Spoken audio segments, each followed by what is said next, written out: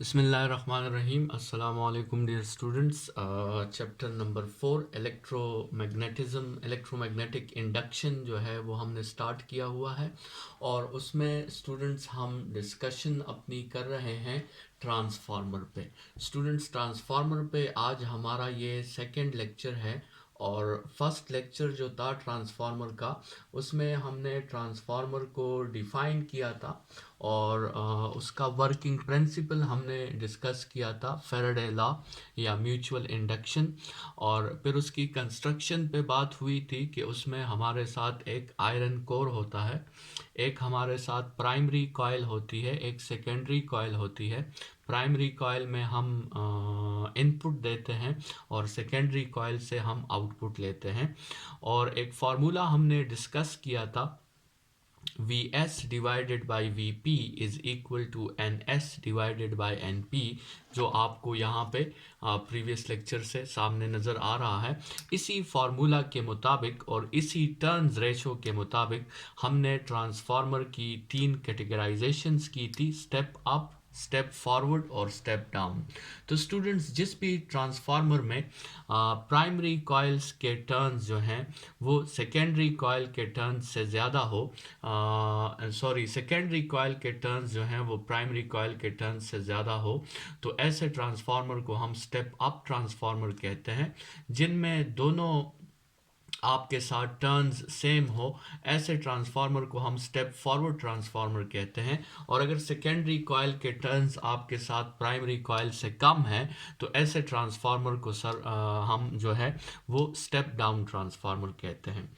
Students हमने कल का लेक्चर इस बात से ख़त्म किया था कि हम आइंदा लेक्चर में बात करेंगे एनर्जी कंजर्वेशंस की, और हम बात करेंगे कि या ये वोल्टेज को अप करना और वोल्टेज को डाउन करना क्या ये एनर्जी कंजर्वेशन के ख़िलाफ़ तो नहीं है। क्योंकि अगर आप सोचें तो इलेक्ट्रिकल एनर्जी का जो फार्मूला है वो VIT है। इलेक्ट्रिकल एनर्जी जो है आपके साथ, उसका फार्मूला आपके साथ क्या है, VIT है। आप VIT भी यूज़ कर सकते हैं, कभी कभार हम I²RT यूज़ करते हैं और कभी कभार हम V²/RT यूज़ करते हैं।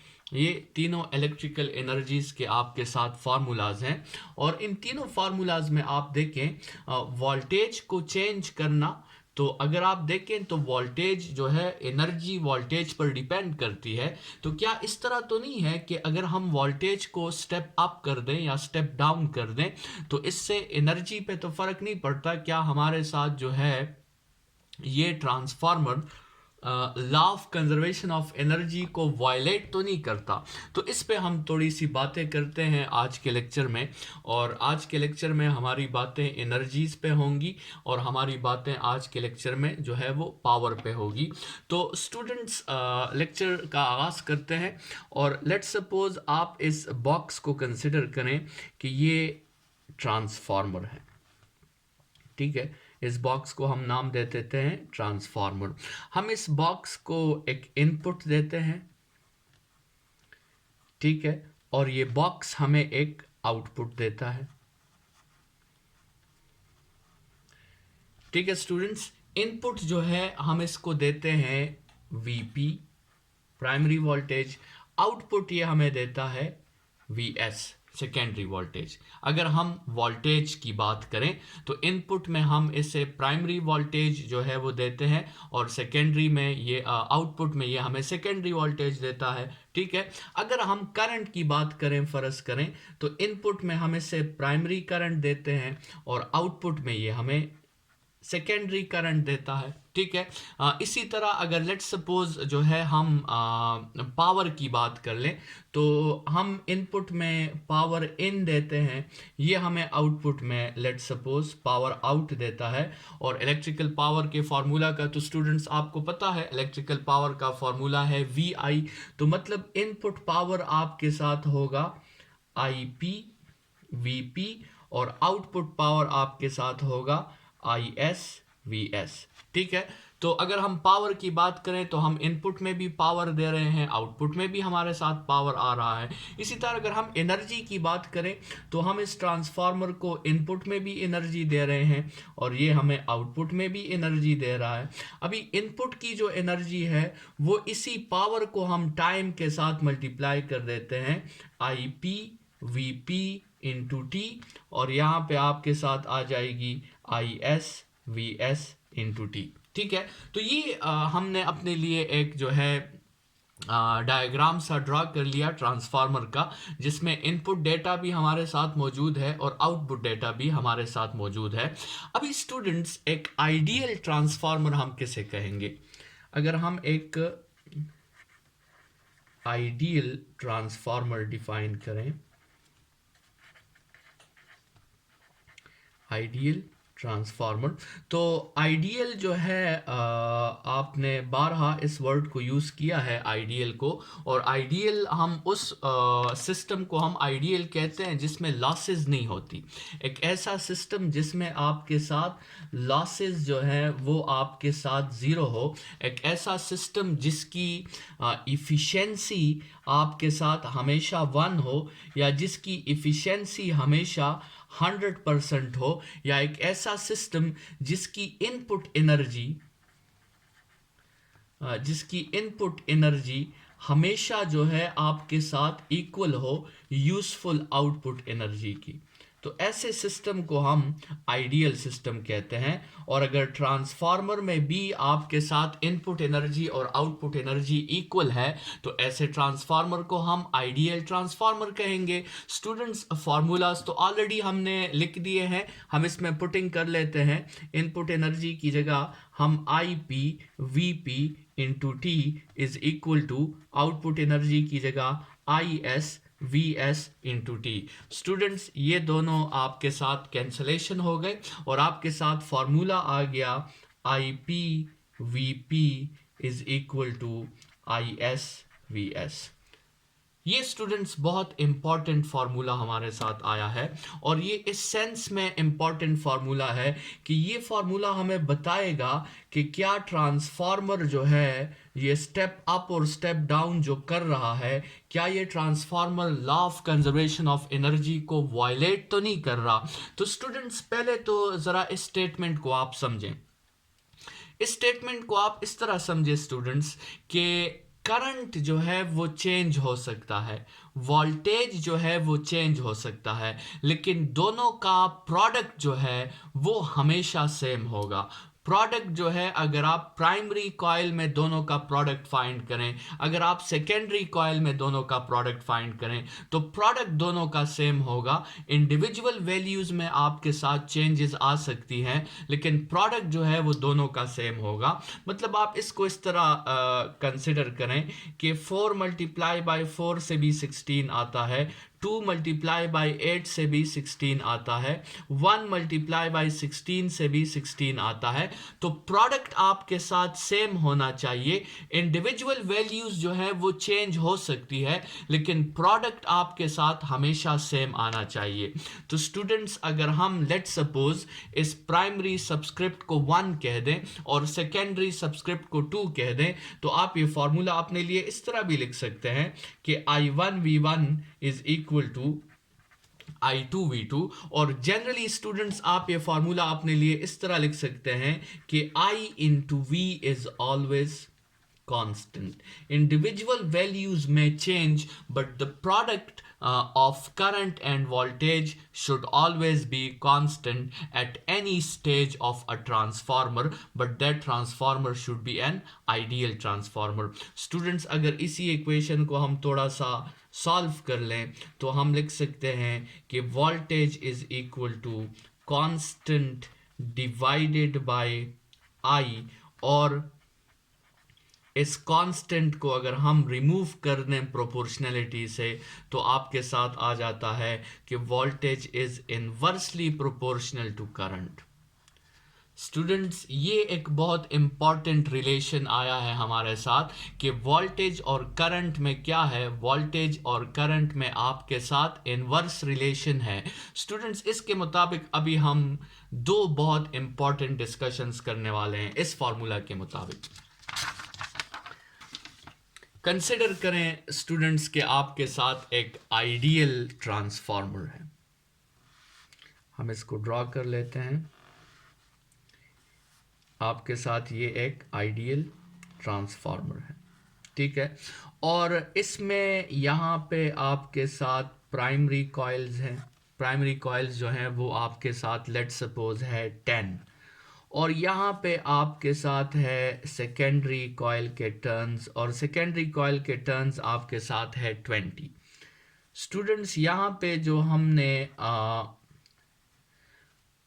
इनपुट वोल्टेज, प्राइमरी वोल्टेज जो हमने अप्लाई किया है, कंसिडर करें कि वो हमने अप्लाई किया है 220 वोल्ट्स, ठीक है। तो आपके साथ सेकेंडरी कॉइल में, ये जो सेकेंडरी कॉइल में लेट्स सपोज यहाँ हम एक रेजिस्टर लगा देते हैं। इस सेकेंडरी कॉइल में जो आपके साथ वोल्टेज डेवलप होगी उसको थोड़ा सा कैलकुलेट करते हैं, और उसका फॉर्मूला आपके साथ बड़ा सिंपल है। Vs divided by Vp is equal to Ns divided by Np। तो Ns की जगह 20, Np की जगह 10, इससे आपके साथ 2 आ जाएगा। तो Vs is equal to 2Vp। तो Vp की वैल्यू 220 है, तो उसको 2 के साथ मल्टीप्लाई हम कर लेंगे, तो आपके साथ 440 वोल्ट आ जाएगा। स्टूडेंट्स, इस एग्जाम्पल से आपको ये बात क्लियर हो जानी चाहिए कि ये जो ट्रांसफार्मर है हमारे साथ, ये कौन सा ट्रांसफार्मर है? ये स्टेप अप ट्रांसफार्मर है, ठीक है। क्योंकि इसने वोल्टेज को 220 से किस पे कन्वर्ट कर दिया? इसने वोल्टेज को 220 से 440 पे कन्वर्ट कर दिया। लेकिन स्टूडेंट्स याद रखें कि everything comes with a cost, ठीक है। ये जो वोल्टेज को इसने 220 से 440 पे कन्वर्ट किया है, तो at the same time students इसने करंट को डिक्रीज किया होगा। यहाँ पे जो आपके साथ करंट है IP, वो करंट ज़्यादा होगी, और यहाँ पे जो करंट है IS, वो करंट आपके साथ कम होगी। क्योंकि प्रीवियस रिलेशन में हमने कहा है कि current is inversely proportional to voltage, या voltage is inversely proportional to current. तो स्टूडेंट्स, एक बहुत ज़रूरी बात मैं लिखने वाला हूँ कि if a transformer is step up for voltage, it is also step down for current at the same time।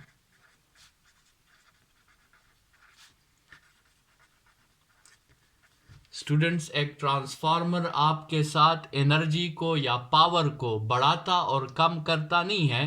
Transformer आपके साथ क्या करता है कि वो इंडिविजुअल्स को चेंज कर देता है। देखिए, बात को समझने की कोशिश करें।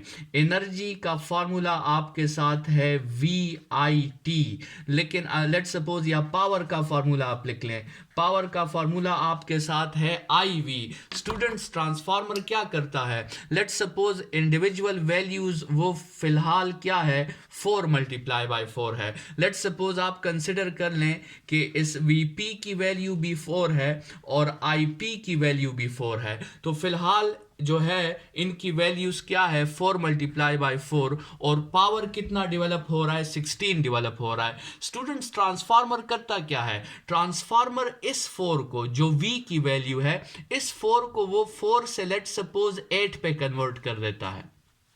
लेकिन at the same time students, वो ट्रांसफार्मर करंट के साथ क्या करता है? करंट को वो 4 से 2 पे ले आता है। प्रोडक्ट वही होती है आपके साथ 16। ट्रांसफार्मर अगर वोल्टेज को स्टेप अप करता है, तो एट द सेम टाइम वो करंट को क्या कर रहा होता है? करंट को आपके साथ वो स्टेप डाउन कर रहा होता है। So any transformer which is a step up for voltage, at the same time it is a step down for current as well. Similarly students इस सिचुएशन को देखें कि अगर एक ट्रांसफार्मर वोल्टेज को कम कर दें, 4 से 2 पे ले आए, तो वो एट द सेम टाइम फिर क्या करेगा, करंट को वो स्टेप अप करेगा, वो उसको 4 से 8 पे ले जाएगा, तो आंसर फिर भी आपके साथ वही 16 आएगा। तो स्टूडेंट्स याद रखें कि transformer law of conservation of energy के मुताबिक है, ये आपके साथ जो है वोल्टेज को कम और ज़्यादा करता है, लेकिन पावर को ये कम और ज़्यादा नहीं करता, बल्कि वोल्टेज में जो वो इंक्रीज प्रोड्यूस करता है उसी लेवल से वो करंट को क्या कर देता है, वो करंट को डिक्रीज कर देता है। तो फ़िलहाल अब तक जितनी हमने डिस्कशन की उसके मुताबिक स्टूडेंट्स अभी तक ट्रांसफार्मर्स के हमने 2 फार्मूलाज जो हैं वो डिस्कस कर लिए हैं। एक फार्मूला हमारे साथ जो है वो था Vs by Vp is equal to Ns by Np, ये पहला फार्मूला था हमारे साथ। और दूसरा फार्मूला जो हमने डिस्कस किया IPVP is equal to ISVS, जो इनपुट पावर और आउटपुट पावर को इक्वल करने से हमारे साथ ये फार्मूला आया। इस फार्मूला को स्टूडेंट्स आप रीअरेंज करके इस तरह भी लिख सकते हैं कि VS by VP is equal to IP by IS। और यहाँ भी आप क्लियरली देख सकते हैं कि करंट और वोल्टेज के दरमियान जो है वो आपके साथ इन्वर्स रिलेशन आती है। स्टूडेंट्स इन दोनों फार्मूलाज के अगर आप लेफ़्ट हैंड साइड्स देख लें तो वो बिल्कुल आपके साथ इक्वल है। तो आप इन दोनों फार्मूलाज को कंपेयर करके अपने लिए एक तीसरा फार्मूला भी डिराइव कर सकते हैं, जो होगा Ns divided by Np is equal to Ip divided by Is। ठीक है स्टूडेंट्स, तो ये एक तीसरा फार्मूला भी आपके साथ आ गया। Entry test point of view से ये फार्मूलाज आपको हेल्प कर सकते हैं, आप इसको जो है मुख्तलिफ सिचुएशंस में यूज़ कर सकते हैं। स्टूडेंट्स ट्रांसफार्मर को इनपुट में भी हम इलेक्ट्रिकल एनर्जी प्रोवाइड करते हैं और ये ट्रांसफार्मर आउटपुट में भी हमें इलेक्ट्रिकल एनर्जी ही देता है। तो फिर स्टूडेंट्स क्वेश्चन ये है कि इस ट्रांसफार्मर को यूज़ करने का मकसद क्या है, हम ट्रांसफार्मर्स को क्यों यूज़ करना चाहते हैं, या हम वोल्टेज को क्यों स्टेप अप या स्टेप डाउन करना चाहते हैं, ठीक है, या करंट को क्यों हम स्टेप अप या स्टेप डाउन करना चाहते हैं। जनरली मशीन्स जो होती हैं स्टूडेंट्स, वो हमारे साथ क्या करती हैं, डिवाइसेस जो होते हैं वो हमारे साथ क्या करते हैं कि वो हमारे साथ एनर्जी को एक फॉर्म से दूसरे फॉर्म में कन्वर्ट कर देते हैं। लेकिन ट्रांसफार्मर जो डिवाइस है वो तो ये काम नहीं कर रहा, वो तो जितनी हम इनपुट एनर्जी दे रहे हैं वो भी इलेक्ट्रिकल के फॉर्म में है, और जितनी हमारे साथ आउटपुट एनर्जी आ रही है वो भी हमारे साथ इलेक्ट्रिकल के फॉर्म में है। तो फिर स्टूडेंट्स हम इस ट्रांसफार्मर को क्यों यूज़ करते हैं, रीज़न क्या है इस ट्रांसफार्मर को यूज़ करने का। तो स्टूडेंट्स बात करते हैं यूजेस ऑफ ट्रांसफार्मर पर।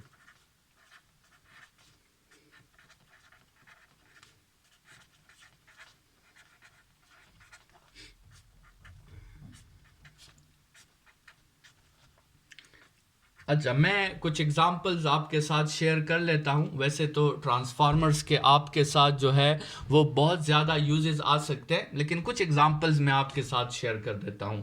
स्टूडेंट्स लेट्स सपोज आप अपने मोबाइल की चार्जिंग ले लें।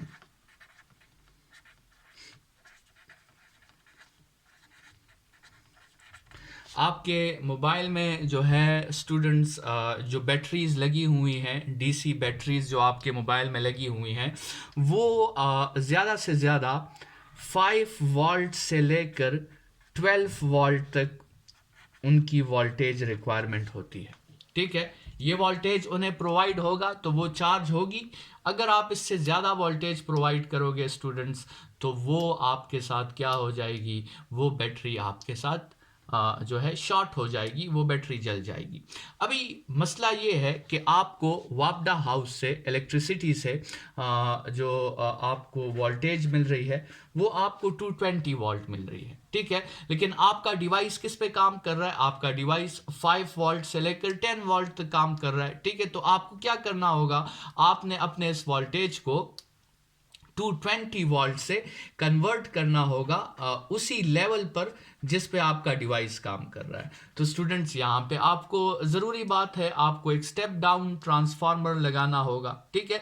और ये सिर्फ मोबाइल चार्जिंग की बात नहीं है, जितनी भी इलेक्ट्रॉनिक डिवाइसेस हैं, चाहे वो आपके साथ लैपटॉप्स हैं, चाहे वो आपके साथ पीसीज हैं, चाहे वो आपके साथ और इलेक्ट्रॉनिक डिवाइसेस हैं, उन सब में आपने ट्रांसफार्मर्स लगाकर, स्टेप डाउन ट्रांसफार्मर्स लगाकर, क्योंकि ये स्टेप डाउन ट्रांसफार्मर है, स्टेप डाउन ट्रांसफार्मर लगाकर आपने उसके वोल्टेज को डिक्रीज करना है और उस लेवल पे आना है कि वो डिवाइस आपके साथ शॉर्ट ना हो, वो डिवाइस आपके साथ जले ना।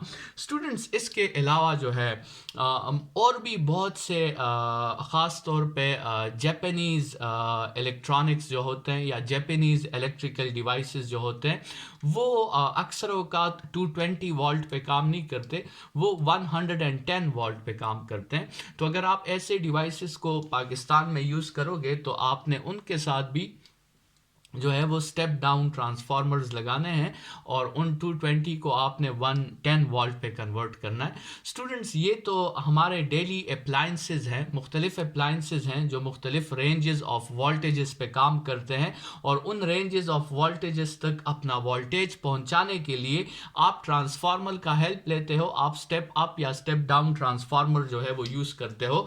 लेकिन इसके अलावा भी स्टूडेंट्स, ट्रांसफार्मर जो है वो ट्रांसमिशन ऑफ इलेक्ट्रिसिटी में यूज होते हैं। ट्रांसमिशन ऑफ इलेक्ट्रिसिटी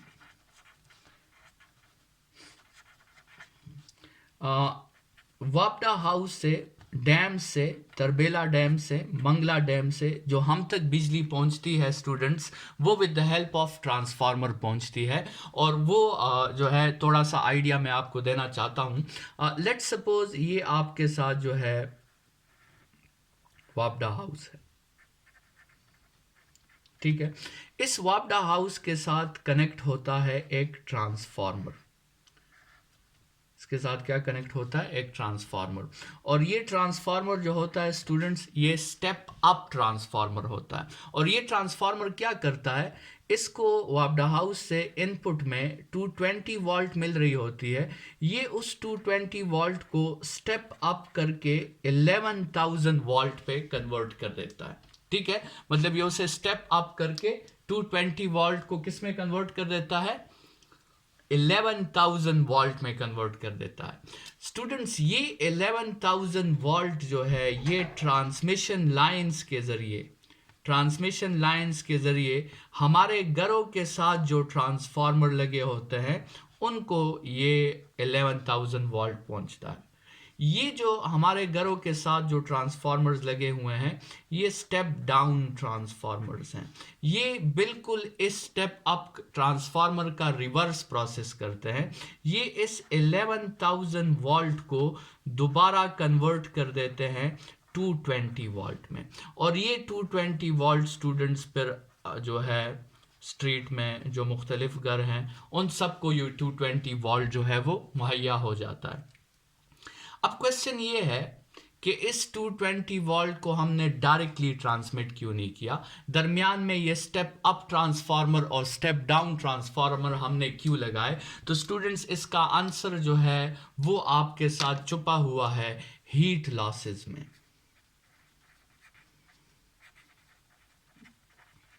आपने जब किसी वायर से इलेक्ट्रिकल एनर्जी गुजरती है, जब किसी वायर से करंट गुजरता है स्टूडेंट्स, तो उस करंट की वजह से आपके साथ उस वायर में हीटिंग इफेक्ट आता है, उस वायर में आपके साथ हीट लॉसेस आती हैं। और उन हीट लॉसेस का फार्मूला है I² R × T। Students, I² उसमें जो है I करंट है, R उस वायर की रेजिस्टेंस है, और टाइम T जो है वो टाइम है जिस ड्यूरेशन से उस वायर से करंट जो है वो गुजर रही है। स्टूडेंट्स, अब ज़रा आप बात को समझने की कोशिश करें। इस ट्रांसफार्मर ने क्या किया? इस ट्रांसफार्मर ने वोल्टेज को तो स्टेप अप कर दिया, वोल्टेज को तो 220 वोल्ट से इसने 11,000 वोल्ट पे कन्वर्ट कर दिया, लेकिन स्टूडेंट्स इसने करंट के साथ क्या किया होगा? करंट को तो इसने स्टेप डाउन किया होगा, ठीक है। अगर वोल्टेज को इसने स्टेप अप कर दिया तो करंट को इसने क्या कर दिया होगा? करंट को इसने स्टेप डाउन कर दिया होगा, क्योंकि हमने ऑलरेडी बात की है कि if a transformer is a step up for voltage, at the same time it is step down for current also, ठीक है। तो करंट को इसने स्टेप डाउन कर दिया है, और उस करंट को स्टेप डाउन करने से स्टूडेंट्स, जब करंट आपके साथ डिक्रीज हो जाएगी तो आपके साथ इफेक्ट किस पे पड़ेगा? आपके साथ हीट लॉसेस डिक्रीज हो जाएगी। तो स्टूडेंट्स, ट्रांसमिशन में ये तो आपके साथ लेंथी वायर्स हैं, अगर हम इसमें करंट को स्टेप डाउन ना करें तो हमारे साथ बहुत ज़्यादा हीट लॉसेस आ जाएंगी, जिसकी वजह से जो है इलेक्ट्रिकल एनर्जी का बहुत पोर्शन हमसे ज़ाया हो जाएगा। तो हम क्या करते हैं, जब भी हम इलेक्ट्रिकल एनर्जी को ट्रांसमिट करते हैं तो हम सबसे पहले ट्रांसफार्मर के हेल्प से उसे स्टेप अप कर देते हैं, ताकि वोल्टेज जितना इंक्रीज होगा करंट उतना ही डिक्रीज होगा, और जितना करंट डिक्रीज होगा आपके साथ हीट लॉसेस उतने ही कम प्रोड्यूस होंगे। And on the receiver side फिर हमने जो इफेक्ट प्रोड्यूस किया होता है हम उसका एंटी इफेक्ट प्रोड्यूस कर लेते हैं। तो बहरहाल ये हमारे साथ हो गई यूजेस ऑफ ट्रांसफार्मर। इसमें एक टॉपिक जो है हमारा ट्रांसफार्मर में वो अभी भी रहता है, और वो है लॉसेस इन ट्रांसफार्मर, ठीक है।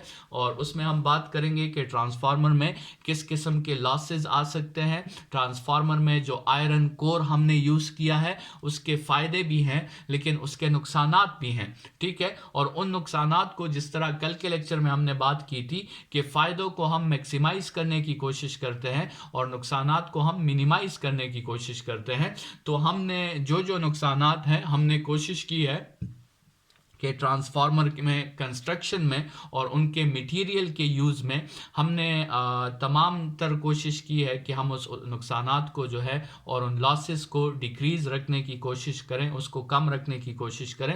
लेकिन बहरहाल लॉसेस इन ट्रांसफार्मर, और साथ में जो है एक नेक्स्ट टॉपिक जो हमारे साथ है वो है मोशनल ईएमएफ। इन दोनों टॉपिक्स पे इंशाल्लाह नेक्स्ट लेक्चर में बात होगी। आज के लेक्चर के लिए इतना ही। Thank you students.